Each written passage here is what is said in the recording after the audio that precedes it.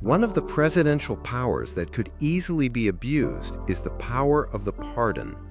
Article 2 gives the president the power to pardon those accused or convicted of federal offenses.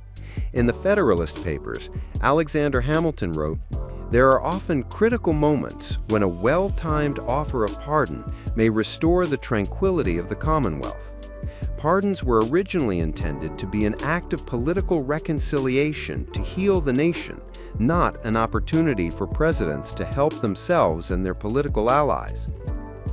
But people often ask whether a president has the ability to pardon themselves. When he was under investigation in 1973, Richard Nixon argued in court that presidents could pardon themselves. But after he resigned in 1974, the Department of Justice issued a famous memo that said, "No one may be a judge in his own case." The issue is unsettled. The Supreme Court has never ruled on it because no president has ever attempted it.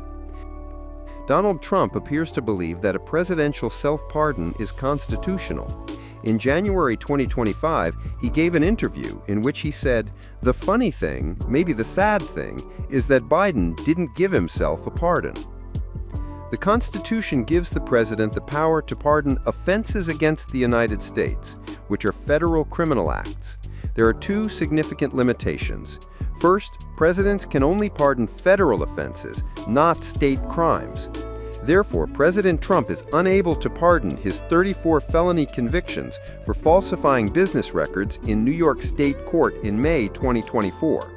In addition, presidents can only pardon criminal offenses, not civil ones. Therefore, President Trump cannot pardon the money he lost in civil defamation cases to E. Jean Carroll, a woman he sexually assaulted. Otherwise, the power to pardon is quite broad. Presidents can pardon people before they've been convicted or before they've even been charged with a crime. The most famous example is President Gerald Ford's pardon of Richard Nixon for any crimes he may have committed in connection with the Watergate scandal. More recently, President Biden pardoned Liz Cheney and other members of the January 6th Investigatory Committee, fearing they would be targeted for reprisal by incoming President Trump. Presidents also have the power to pardon large numbers of people at once. Before the January 6th pardons, the most famous example of this was Jimmy Carter's pardons of all individuals who had dodged the draft during the Vietnam War, whether they had been prosecuted or not. Presidents have also commonly used pardons to reward their political friends and allies. They often do this in the final days of their presidency, as they are about to leave office, because these pardons are often unpopular. George H.W. Bush pardoned his defense secretary, Caspar Weinberger, for any offenses he may have committed in connection with the Iran-Contra scandal. Bill Clinton pardoned Mark Rich, a major donor to his campaign, in the final days of his presidency. More recently, Joe Biden pardoned his son, Hunter Biden, not only for the two crimes for which he had already been convicted, but for any other acts he may have committed in the calendar year 2024. So Donald Trump is not the first president to use pardons to reward his friends and allies, but as in many things, he is challenging conventional norms. Before he took office for a second term, one of the biggest questions was whether he would pardon the more than 1,500 people convicted of various offenses related to the January 6th insurrection at the U.S. Capitol. Polls showed that the move would be unpopular.